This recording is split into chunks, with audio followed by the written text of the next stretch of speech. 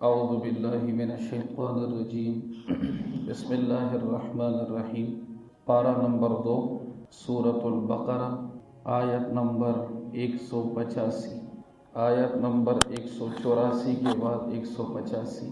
شہر رمضان الذی، رمضان کا مہینہ تو وہ مہینہ ہے انزل فیہ القرآن، جس میں قرآن نازل کیا گیا ہے، ھدی للناس، جو لوگوں کے لیے سراپا ہدایت ہے، وبینات، اور اس میں ایسی روشن نشانیاں ہیں، من الہدی، جو صحیح راستہ دکھاتی ہیں، والفرقان، اور یہ قرآن مجید وہ کتاب ہے جو حق اور باطل کے درمیان فرق کروا دیتا ہے، فیصلہ کروا دیتا ہے۔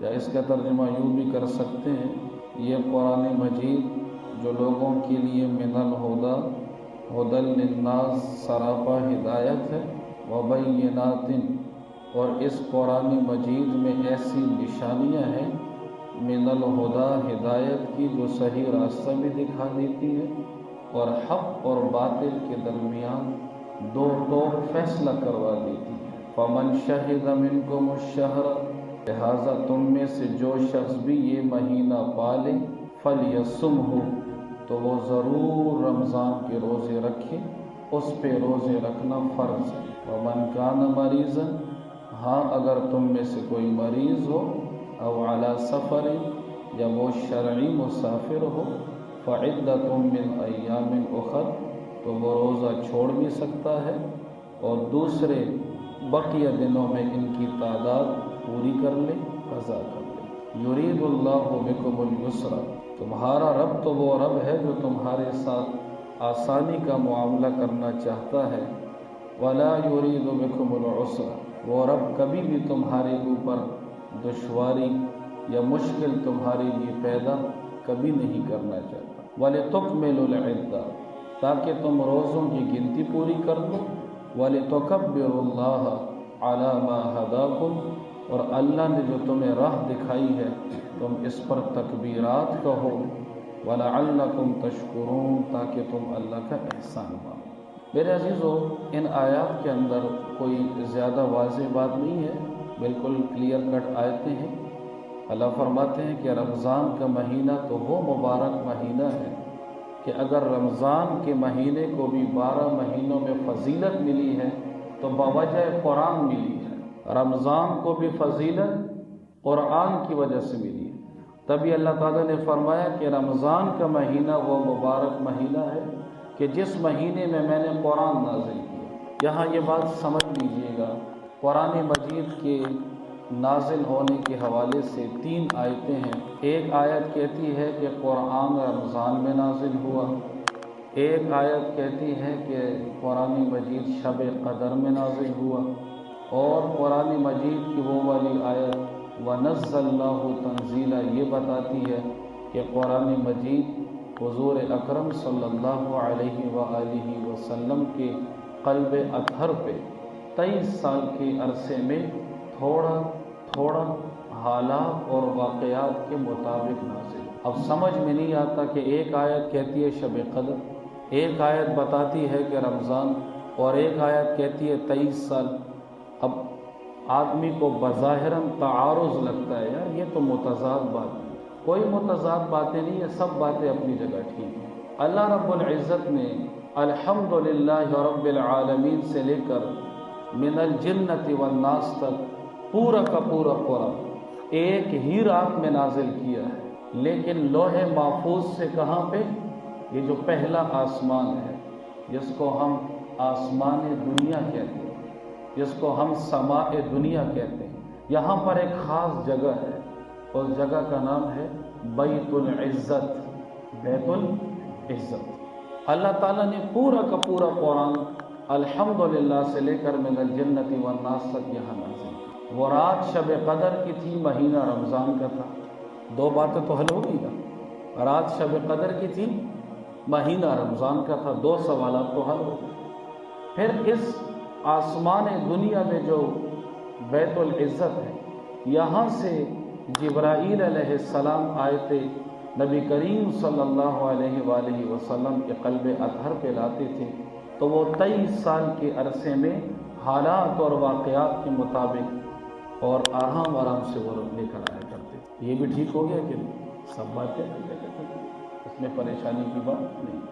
پھر اللہ نے فرمایا فمن شہد منکم الشہر، تم میں سے جو بھی رمضان کا مہینہ پا لے، وہ بیمار بھی نہ ہو، وہ مسافر بھی نہ ہو، اس پر رمضان کے روزے رکھنا فرض عین ہے۔ جیسے نماز فرض ایسے ہی روزے فرض ہیں۔ جیسے کہ اگلی آیت بتاتی ہے اگر کوئی آدمی بیمار ہے، واقعتاً ایسی بیماری ہے کہ اگر اس نے روزے کی حالت میں، اگر اس نے بیماری کی حالت میں روزہ رکھا تو شک کی بات میں نہیں کر رہا، حقیقتاً واقعتاً یا غالب گمان یہ ہے کہ افطاری کے ٹائم تک ہو سکتا ہے کہ جنازے کا اعلان ہو جائے، اس کی جان کے جانے کا خطرہ ہو۔ غالب گمان یہ ہے کہ آدمی کی جان چلی جائے، اس کو اپنی بیماری کا پتہ ہے۔ مستند دیندار ڈاکٹروں نے بھی اس کو کہا ہے کہ آپ روزے نہ رکھیں جب تک آپ کی یہ کنڈیشن چل رہی ہے۔ ہاں جب کبھی آپ کی صحت اچھی ہو جائے تو پھر آپ روزے رکھیں۔ تو ایسی صورت میں بزرگی کا مظاہرہ نہیں کرنا چاہیے۔ یہ میں آپ کو بتا دوں، کچھ لوگوں کو تقوی کا ہیضہ ہوتا ہے۔ کیا ہوتا ہے؟ ہاں میں آپ کو صاف باتیں آپ سے کروں گا، تقوی کا ہیضہ ہوتا ہے، ان کے اوپر تقوی بہت غالب ہوتا ہے۔ نہ دکار نہ کو نہ خیر، اللہ نے کہا ہے کہ جب تم مسافر ہو تو کتنی نماز رکعت پڑھیں گے ظہر کی؟ یہ کہتا ہے نہ زخو بسلور کو ماتا اجر تو بے وقوف سڑے۔ اللہ تعالیٰ نے تمہیں پرمیشن دی ہے، تم اللہ تعالیٰ کی پرمیشن کا، اللہ تعالیٰ کی رخصت کا فائدہ بھی نہیں اٹھاتے، یہ تم اطاعت نہیں کر رہے، تم نافرمانی کر رہے ہو، یہ نافرمانی ہے۔ اللہ تعالیٰ نے تو آپ کے لیے مجبوری کی حالت میں خنزیر حلال کیے کہ نہیں کیے؟ شراب حلال کر دی کہ نہیں کی؟ مردار مرغی آپ کے لیے حلال کر دی کہ کھا لو؟ نہیں زخو نخرم زمڑے گم دتا مریدن صحیح ندی۔ اس لیے کہتے ہیں فقیہ واحد اشد علی الشیطان من الف عابد، ایک فقیہ دین کا علم رکھنے والا وہ 1000 عبادت گزاروں سے زیادہ بھاری ہوتا ہے شیطان۔ شیطان کسی عبادت گزار کو یوں ایسے چکما دیتا ہے، ایسے چکما دیتا ہے، اس کو پتہ بھی نہیں ہوتا کہ میری نمازیں بھی نہیں ہو رہی، میں غلط مسائل میں زندگی گزار رہا ہوں، لیکن اس کو پتہ ہے کہ کوئی مثلا عالم اگر سویا بھی ہوا ہے لیکن یہ میرے، وہ اردو میں کہتے ہیں طریقہ واردات، کیا کہتے ہیں؟ یہ میرے طریقہ واردات سے واقف ہے، اس کی نیند۔ اور باقی جو عبادت کرنے والا اس کو پتہ بھی نہیں ہوتا۔ کتنے ایسے لوگ ہیں جو نماز میں ہونٹ بھی نہیں ہلاتے، یوں کھڑے ہوتے، اللہ اکبر۔ آپ کیا سمجھتے اس کی نماز ہوتی ہے؟ نماز ہی نہیں ہوتی، اس نے تلاوت کی نہیں، اس نے قرات کی نہیں، اور وہ خوش ہے کہ میری نمازیں ہو گئی۔ وضو کا کوئی مسئلہ ہے کسی کا، اس کو مسئلے کا علم ہی نہیں ہے، زندگی بھر کی اس کی نمازیں ہوئی نہیں۔ ایک آدمی قیام پر قادر ہے لے کے زور اشتاق، پھر بھی وہ بیٹھ کر نماز پڑھتا ہے، نماز ہوئی نہیں ہوئی، اور وہ کیا سمجھ رہا ہے؟ یہ ہے علم نہ ہو تو یہ حالت ہوتی۔ تو اس لیے میرے عزیزو، قرآن میں اللہ تعالیٰ فرما رہے ہیں کہ تم میں سے جو یہ مہینہ پالے، روزہ رکھنا اس کے اوپر فرض ہے، بشرطے کہ مریض نہ ہو، مسافر نہ ہو۔ یہاں یہ مسئلہ بھی میں آپ کے لیے عرض کر دینا چاہتا ہوں۔ اللہ نے قرآن میں کیا کہا کہ جس کو یہ رمضان کا مہینہ مل گیا اس کے اوپر روزہ رکھنا فرض ہے، چاہے 31 ہی کیوں نہ ہو جائے۔ نہیں سمجھیں گے؟ میں آپ کو بتا، ایک آدمی سعودی عرب سے آیا، سعودی عرب کے حساب سے اس کے 30 روزے کیا تھے؟ پورے تھے۔ یہاں پہ سحری کے ٹائم کو ہارٹ پہنچ گیا، یہاں تو روزہ تھا، یہاں عید نہیں تھی۔ اب یہ آدمی کیا کرے گا؟ سو جائے گا آرام سے، کیا کرے گا؟ روزہ رکھے گا۔ اب آپ کہیں گے 31 والے، 31 کی ٹینشن نہ لو، قرآن کہتا ہے جس کو رمضان کا مہینہ مل گیا یہ روزہ رکھے گا، اگرچہ 31 ہو جائے۔ اب مسئلہ واضح ہو گیا، یہ اس آیت کے اوپر فٹ کر دو۔ ومن کان مریضا، تم میں سے جو مریض ہو، او علی سفر، یا وہ مسافر ہے، تو پھر اس کو روزہ چھوڑنے کی رخصت ہے، اور بعد میں وہ ان کو پورا کر لے۔ قضا کرنا اس کے اوپر فرض ہی ہے، قضا کرنا فرض ہے۔ اللہ تعالیٰ نے تو تمہارے لیے ایسا دین بنایا ہے جس میں آسانی ہی آسانی ہے۔ میرے عزیزوں، میں ایک جملہ اکثر عرض کرتا ہوں، اس کو غور سے سماعت فرمائیے۔ دین میں پابندی تو ہے لیکن سختی نہیں ہے. اچھا یاد رکھیے دین میں ہاں اس میں ذرا فرق کریں، دو چیزیں الگ ہیں. ایک پابندی ہوتی ہے اور ایک سختی ہوتی ہے، دونوں میں زمین آسمان کا فرق ہے. پابندی یہ ہے نا، جو میں آپ کو چھوٹی سی مثال دے دوں. آپ صبح سے اپنے بچے کو پابندی کرواتے ہیں کہ نہیں کرواتے؟ اٹھو 7 بجے، شاباش یونیفارم پہنو، جاؤ اسکول. پھر اسکول میں بچہ پابند ہوتا ہے، پیریڈ نمبر 1 اسمبلی 2 3 4 5 ریسیس پھر جی آتا ہے. پھر ابھی بیٹا جاؤ قاعدے کے سبق کے لیے، ابھی تم ٹیوشن پڑھو، ابھی تم یہ کرو. یہ آپ کیا کہتے ہیں، یہ اس کا فائدہ ہے یا نقصان؟ اچھا جتنے بھی لوگ ہمارے ڈیفنس فورسز میں جاتے ہیں، جب ان کی کیا ہوتی ہے، شروع میں ٹریننگ ہوتی ہے، ٹریننگ میں کتنا ان کو پابند رکھا جاتا ہے؟ رکھتے ہیں کہ نہیں رکھتے؟ صبح 4 بجے اٹھاتے ہیں، 3 بجے اٹھاتے ہیں، ٹھنڈے پانی کے ساتھ ان کو نہلاتے ہیں. کھانا بھی اس کو بالکل ہمارے رولز کے مطابق تم چلو. اس کو ایک جب تک ٹریننگ ہوتی ہے وہ پابند ہوتا ہے. پھر جب ان کی پاسنگ آؤٹ ہو جاتی ہے پھر کیا ہوتا ہے؟ آزاد ہوتے ہیں، مزے کرتے ہیں کہ نہیں؟ دین بھی اسی طرح ہے. میں نے درس حدیث میں بھی یہ بات آپ کے سامنے عرض کی تھی کہ بزرگ فرماتے ہیں زندگی اپنی گزار لو رمضان کی پابندی کی طرح. زندگی گزار لو رمضان کی، موت تمہاری آئے گی انشاءاللہ عید کی طرح. جس طرح عید کے دن آدمی خوش ہوتا ہے، رمضان میں تھوڑی سی پابندی، یہ کھانا بھی نہیں ہے، پینا بھی نہیں ہے، یہ بھی نہیں کرنا، وہاں بھی نہیں جانا. ہو تھوڑی سی زندگی بھی اس طرح گزارو. جس کھانے کو، جس چیز کو اللہ نے حلال قرار دیے اس کے لیے جاؤ، جو حرام ہے اس سے پیچھے. تھوڑی سی پابندی ہے بس. پھر اس پابندی کے آگے مزے ہی مزے، خالدین فیہا ابدا. یرید اللہ بکم الیسر، اللہ تعالیٰ کو تمہارے اوپر بڑی آسانی کرنا چاہتا ہے. ولا یرید بکم العسر، اللہ تعالیٰ کو تو آپ سے اتنی محبت ہے، اس نے کبھی آپ کے لیے کوئی تنگی اور پریشانی دین میں رکھی نہیں. آپ بیمار ہیں کوئی ٹینشن نہیں. اللہ نے فرمایا کھڑے ہو کے نہیں پڑھ سکتے، چلو بیٹھ کے پڑھ لو. بیٹھ کے تکلیف ہو رہی ہے، چلو لیٹ کے پڑھ لو. لیٹ کی بھی تکلیف ہے، چلو اشارے سے پڑھ لو. اچھا اشارہ بھی نہیں کر سکتے، نو ٹینشن، پھر بعد میں پڑھ لینا. سبحان اللہ، کتنا پیارا. پانی ہے لیکن اگر آپ کو پتہ ہے پانی میں نے استعمال کیا، اتنا ٹھنڈا پانی ہے میرے اوپر فالج کا اٹیک ہوتا ہے. جیسے کہ ہمارے یہ علاقے ہیں اسکردو گلگت کی طرف، اتنی سردی ہوتی ہے بعض وقت وہاں پانی نہیں ہوتا. تو ایسی صورت میں وہ پانی اتنا جمع ہوا ہوتا ہے کہ اگر اس سے کرے تو فالج کا ڈائریکٹ پکا یقین ہوتا ہے. تیمم کر لو. کتنی اللہ تعالیٰ نے آسانی دی، اللہ تعالیٰ نے کتنی آپ کے لیے آسانی دی. گھر میں والد بیمار پڑا ہوا ہے، گھر میں بیوی بیمار ہے اور کنڈیشن اس کی صحیح نہیں ہے، آپ کے سوا اس کا کوئی کیئر ٹیکر نہیں ہے. کیا کہہ رہا ہوں؟ کوئی اس کی کیئر کرنے والا نہیں. ادھر جماعت کی نماز بھی ہے. اللہ نے فرمایا تمہارے لیے مسجد میں آنا جائز نہیں ہے، جاؤ وہاں ابو کے ساتھ بیٹھو، امی کے ساتھ بیٹھو، اپنی وائف کے ساتھ بیٹھ کر اس کی خدمت کرو. تمہارے لیے مسجد آنا جائز نہیں ہے. حقیقت میں یہ ہے دین. اس کو تفقہ کہا جاتا ہے. تفقہ کس وقت کیا طریقہ کار ہے، اس وقت میرے لیے کیا حکم ہے، یہ ہوتا ہے دین. یہ دین ہے. اللہ تعالیٰ نے تو دین میں بڑی آسانی کی ہے. وَلِتُكْمِلُوا الْعِدَّةَ، تاکہ تم گنتی پوری کر لو. رمضان کی گنتی یا تو 29 کا رمضان ہوتا ہے یا 30 کا، 31 کا بھی نہیں ہو سکتا، 28 کا بھی نہیں ہو سکتا. یہ غور سے سن لیں. اور یہ بات میں آپ حضرات کے سامنے کلیئر کر دوں، مجھے تو اپنے ایک دن کی زندگی کا بھی نہیں پتا، لیکن اگر زندگی رہی اس بندہ ناچیز کی امامت رمضان تک رہی تو میں پہلے دن سے آپ کے سامنے یہ بات کلیئر کر دوں کہ میں گورنمنٹ کے ساتھ ہوں. یہاں کوئی آدمی نہ میرے پاس آئے گا اور نہ مجھے کسی نے کہنا ہے کہ صوبائی گورنمنٹ نے یہ اعلان کیا ہے تو وہ اعلان کیا. میں آپ کو حقیقت بتا دوں. کھاتے سرکار کا ہو، پینشن اس کے لیتے ہو، تنخواہیں اس کے لیتے ہو. جب رویت ہلال کمیٹی مفتی تقی عثمانی صاحب نے بنا دی ہے، مفتی محمود صاحب نے بنا دی ہے، سب چیزیں بنا دی ہیں، تو پھر اس کی اتباع کرنا ہم سب کے اوپر کیا ہے؟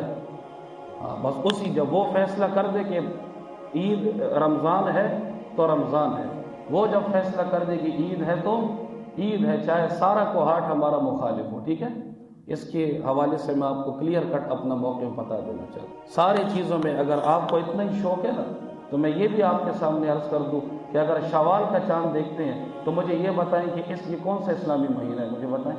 کون سا مہینہ؟ چلے میرا آپ سب سے سوال ہے، کون سا اسلامی مہینہ دیکھا ہے؟ اس مہینے کا چاند کسی نے دیکھا ہے؟ کسی نے نہیں دیکھا نا؟ تو جب دیکھنا ہے تو پھر سب کا دیکھنا ہے، دیکھنا ہے تو نہیں دیکھنا تو پھر کسی کا بھی نہیں دیکھنا۔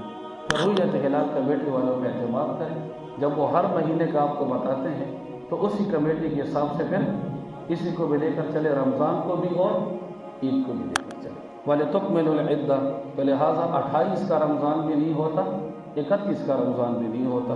وَلِتُكَبِّرُوا اللَّهَ عَلَىٰ مَا هَدَاكُمْ، اور رمضان کے بعد آگے عید ہوتی ہے تو عید میں ہم لوگ کیا کرتے ہیں؟ تکبیرات پڑھتے ہیں۔ وَلِتُكَبِّرُوا اللَّهَ، پھر تم اللہ کی تکبیر بیان کرو، اللہ اکبر اللہ اکبر، لا الہ الا اللہ واللہ اکبر، اللہ اکبر وللہ، یہی پڑھتے ہیں نا تکبیرات تشریق، لعلکم تشکرون، تاکہ تم شکر گزار بن جاؤ۔ وَإِذَا سَأَلَكَ عِبَادِي عَنِّي فَإِنِّي قَرِيبٌ، بڑی خوبصورت آیت ہے۔ رمضان کے مہینے میں اللہ کے ساتھ ایک بڑا خصوصی تعلق بنتا ہے، بڑا اللہ کے ساتھ ایک خصوصی تعلق، ایک محبت بن جاتی ہے۔ تو ہو سکتا ہے کسی کے ذہن میں یہ سوال آ جائے کہ اب رمضان تو گزر گیا، شاید اب اللہ کے ساتھ وہ تعلق ہے کہ نہیں، اللہ تعالیٰ جس طرح رمضان میں میری سنتا تھا، اللہ نے کہ ایسی کوئی بات نہیں ہے۔ وَإِذَا سَأَلَكَ عِبَادِي عَنِّي، اے میرے حبیب، اے میرے مصطفیٰ، جب میرے بندے میرے بارے میں تجھ سے پوچھیں کہ اللہ کہاں ہے، تو ان کو کہہ دینا فَإِنِّي قریب، میں تو بہت قریب ہوں تمہارے، 24 گھنٹے میں تمہارے قریب ہوتا ہوں، I am very near، میں تو بہت قریب ہوں تمہارے۔ اجیب دعوت الداعی، میں تو پکارنے والے کی پکار کا جواب دیتا ہوں، اذا دعانی، جب وہ مجھے پکارتا ہے، فلیستجیبوا، تو لوگوں کو چاہیے کہ وہ میرا حکم مانیں، ولیؤمنوا بی، اور مجھ پر ہی ایمان رکھیں، یقین لے کر آئے، لعلہم یرشدون، تاکہ کیا ہو جائے؟ وہ نیک راہ پہ آ جائیں۔ تو میرے عزیزو، رمضان کے بعد بھی اللہ رب العزت کو وہی تعلق ہوتا ہے، ہم کمزور ہو جاتے ہیں، اللہ تعالیٰ کی محبت کو ہمیشہ اللہ تعالیٰ کو شہرت سے بھی زیادہ قریب ہے۔ اللہ، تم جب بھی مجھے پکارو گے تو میں تمہیں ہمیشہ تمہارے قریب ہی نظر آؤں گا، اور میں ہر پکارنے والے کے پکار کا جواب دیتا ہوں، ایسی کوئی بات نہیں۔ اکثر میں اور آپ کہتے ہیں میری دعائیں قبول نہیں ہوتی، یہ نہیں ہوتا، تو یہ بات غلط ہے۔ دعا کی قبولیت کی حدیث میں 4 مطلب آتے ہیں۔ بعض اوقات ہم جو دعا میں مانگتے ہیں اللہ تعالیٰ وہی دے دیتے ہیں جو ہم دعا کی قبولیت کا ایک مطلب حدیث میں یہ ہے کہ جو آپ نے مانگا ہے وہ آپ کے لیے بہتر نہیں تھا۔ مثال، ابھی 10 سال کا بچہ کہے کہ ابو مجھے 125 موٹر سائیکل لے کر دے دیں، والد دیتا ہے؟ نہیں، کیونکہ دعا تو اس نے کی ہے، مانگا تو ہے، لیکن یہ ٹائم نہیں ہے کہ اس کو دیا جائے۔ تو پھر اس کی ریپلیسمنٹ میں والد اس کو کیا کرتا ہے؟ کوئی اور چیز دے کے بہلا دیتا ہے۔ تو اللہ کی طرف سے بھی ہم جب کوئی چیز مانگتے ہیں نا، وہ اس وقت ہمارے مصلحت میں بہتر نہیں ہوتی، اللہ تعالیٰ اس کے بدلے کوئی اور اچھی چیز دے دیتا ہے۔ اور تیسرے دعا کی قبولیت کا مطلب جو حدیث میں آتا ہے، جب ایک آدمی اللہ سے دعا مانگتا ہے تو ایسے صورت میں کوئی آنے والی مصیبت اور آزمائش ہوتی ہے، اللہ تعالیٰ اس آزمائش کو ہٹا لیتا ہے۔ اور چوتھا جو دعا کی قبولیت کا مطلب حدیث میں آتا ہے کہ اللہ رب العزت اس دعا کا جو اجر ہے وہ قیامت کے لیے اسٹور کر لیتے ہیں۔ پھر جب قیامت کے دن یہ دیکھے گا کہ میرے نامہ اعمال میں اتنا اجر کہاں سے آئے، اللہ فرمائیں کہ تم چپ چپ کے دعائیں کرتے تھے، مسجد میں نمازوں کے بعد ہاتھ اٹھایا کرتے تھے، تمہارے ایک ایک دعا کا اجر میں نے اسٹور کر کے رکھا ہے۔ وہ کہے گا کہ اللہ کاش کہ میری کوئی دعا قبول ہی نہ ہو، اتنا اجر آپ نے میرے لیے رکھا ہے۔ اسی طرح میرے عزیزو، اللہ رب العزت نے، آپ غور سے دیکھیے گا، اس آیت مبارکہ کو کس کے بعد ذکر کیا؟ رمضان کے روزوں کے بعد۔ رمضان کا روزوں کا ذکر ہو رہا ہے کہ جو رمضان کے چاند دیکھے تو وہ روزے رکھے، تو گویا رمضان کے روزے کے فوراً بعد دعا کی آیت لانا اس بات کی دلیل ہے کہ جب ایک آدمی روزہ رکھتا ہے اور افطاری کا ٹائم ہوتا ہے تو افطاری کے ٹائم دعا بڑی قبول ہوتی ہے۔ ربط سمجھ میں آ رہا ہے؟ آیت بڑا گہرا ربط ہے، جس کے بارے میں حدیث مبارکہ میں آتا ہے کہ نبی علیہ الصلوۃ والسلام نے ارشاد فرمایا، للصائم عند فطرہ دعوۃ مستجابہ، روزے دار جب افطار کر رہا ہو تو اس وقت اس کی دعا بڑی قبول ہوتی ہے۔ اور جس طرح اللہ نے فرمایا کہ فإنی قریب، جب بھی مجھے کوئی پکارنے والا پکارتا ہے تو اس سے کہو کہ میں تمہارے بہت قریب ہوں۔ اچھا شیان میرے قریب ہے، توجہ سے دیکھیے گا، تو میں آپ کو تیزی سے آواز دوں گا یا آرام سے؟ شیان آرام سے کہوں گا؟ نہیں سمجھیں گے بات، نہیں سمجھے؟ تو اللہ رب العزت جب قریب ہے تو دعا میں چیخنا نہیں چاہیے، دعا میں چلانا نہیں چاہیے، دعا آرام سے مانگے، ہلکے انداز سے مانگے۔ اللہ رب العزت ہمارے بہت قریب ہے، جو پہلے سے قریب ہوتا ہے اس کے لیے چیخنے اور چلانے کی ضرورت نہیں ہوا کرتی، آرام سے، عاجزی سے اور ادب کے ساتھ۔ اچھا میرے عزیزو آگے ذرا دیکھیے گا، شروع میں جب رمضان کے روزے فرض ہوئے تھے، توجہ سے دیکھیے، اگر کوئی افطاری کے بعد جب تک وہ سو نہیں جاتا تھا، جب تک تو وہ کھا بھی سکتا تھا، پی بھی سکتا تھا، اپنے تمام معاملات کر سکتا تھا، لیکن اگر وہ افطاری کے بعد سو جاتا تو سونے کے بعد ہی اس کا روزہ شروع ہو جاتا۔ صبح صادق سے پہلے اس کو سحری کھانے کی یا اٹھنے کی کوئی پرمیشن نہیں تھی۔ اس حوالے سے روایات میں آتا ہے کہ حضرت قیس ابن سرمہ انصاری رضی اللہ تعالی عنہ مزدوری کر کے گھر آئے، بیوی سے کہا کہ کچھ کھانے کا انتظام ہے، اس نے کہا کھانے کا انتظام تو نہیں ہے، میں کچھ آپ کے لیے کرتی ہوں۔ چنانچہ اتنے میں ایک آدمی مزدوری کر کے آئے تو آنکھ اس کی لگ ہی جاتی، سو گئے۔ اب سونے کے بعد تو کچھ کھا نہیں سکتے تھے، تو اگلے دن بھی پورا دن مزدوری بھی کر لی، اور پھر جب مغرب میں آئے تو پھر کہا کہ گھر میں کچھ ہے کھانے کے لیے؟ اس نے کہا بس آپ بیٹھے، میں آپ کے لیے کچھ لے کر آتی ہوں۔ وہ جو بیٹھے تو پھر آنکھ لگ گئی، اور جب پھر آنکھ لگ گئی تو روزہ پھر سٹارٹ ہو گیا۔ تو 2 دن کے بعد بے ہوش ہو گئے، اور بے ہوش ہونے کے بعد پھر اب اگلا روزہ کیسے رکھتے؟ تو پھر اللہ رب العزت نے اس حکم کو منسوخ کر دیا کہ اب کوئی مسئلہ نہیں ہے، جب جس وقت روزہ افطار ہو جائے صبح صادق تک، درمیان میں آپ کھاتے ہیں، آپ پیتے ہیں، آپ سو جائیں، آپ سحری کریں، آپ کے لیے صبح صادق سے پہلے سب کچھ کیا ہے؟ حلال ہے۔ اب سونے سے روزہ سٹارٹ نہیں ہوگا بلکہ صبح صادق سے ہوگا۔ اسی کا ذکر ہے وَحِلَّ لَكُمْ لَيْلَةَ الصِّيَامِ الرَّفَثُ إِلَىٰ نِسَائِكُمْ، اللہ تعالیٰ نے تمہارے لیے حلال کر دیا ہے روزے کی راتوں میں اپنی ازواج کے ساتھ حقوق زوجیت ادا کرنا۔ هُنَّ لِبَاسٌ لَكُمْ، ارے بھائی یہ جو بیویاں ہوتی ہیں یہ تمہارا لباس ہے، وَأَنْتُمْ لِبَاسٌ لَهُنَّ، اور تم اس کے لیے لباس ہو۔ بعض علماء نے اس انگلش سے بڑا خوبصورت ترجمہ کیا، they are clothes for you and you are clothes for them. بعض علماء نے اس کا یہ بھی کیا، they are your garments and you are their garments, وہ آپ کے گارمنٹس ہیں۔ جب لباس ہے تو لباس کا مطلب یہ ہے کہ لباس میں سب کچھ چھپا ہوتا ہے، تو زندگی بھر اپنے معاملات چھپا کے رکھنے چاہیے، چاہے جو کچھ بھی درمیان میں آ جائے۔ اللہ رب العزت کے ہاں سب سے لعنتی آدمی وہ ہے، پتہ ہے کون سا لعنتی آدمی؟ سنو وہ حدیث، سب سے لعنتی آدمی وہ ہے جس کی شادی ہو جائے، شادی کے بعد وہ رات گزار کے صبح اپنے دوستوں کو بتاتا ہے فرشتوں کی لعنت اس پر برستی ہے۔ ایک بزرگ تھے، انہوں نے اپنی بیوی کو ڈائیورس دے دی تھی، تو کسی نے کہا میرے خیر وہ خزد خانہ ہوا، اس نے کہا چپ رہو، شٹ یور ماؤتھ، منہ بند کرو اپنا۔ وہ بیوی پہلے بھی میرا پردہ تھی، ابھی بھی میرا پردہ ہے، میں نے زندگی میں کبھی اپنی بیوی کے بارے میں کسی کو نہیں بتایا، تو اب جانے کے بعد کیا بتاؤں؟ دوبارہ یہ سوال مجھ سے مت کرو۔ ہمارے ہاں تو بس پھر شروع ہو جاتے ہیں، نہ کہ دا خبر ہوا زکم میں پرکھی دا کہ دا چھپ جاؤ بے داؤ بے داؤ داؤ۔ اس لڑکی کے بارے میں ہم اتنی معاشرے میں باتیں وائرل کر دیتے ہیں کہ وہ بیچاری پھر کہیں اور شادی کے قابل بھی پرکھی دا نصب ہوتی ہوئی، لیکن یہ نہیں بتاتے کہ لڑکے میں کیا کچھ تھا، یہ کبھی نہیں بتائیں گے کہ لڑکا ماشاءاللہ جنید بغدادی کا چھوٹا بیٹا تھا نہ تنگی تو وہ چھوڑی گیا۔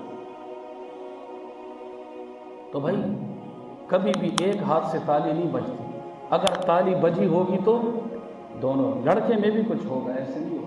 میں یہ نہیں کہہ رہا کہ لڑکیاں وہ ہے، اس میں بھی ہوگا، لیکن جب انویسٹیگیشن ڈپارٹمنٹ کے لیے بات جاتی ہے، اندر سے کھدائی کی جاتی ہے تو پھر پتہ چلتا ہے کہ لڑکے کے اندر بھی بہت ایک طرف سے مسئلہ نہیں ہوتا۔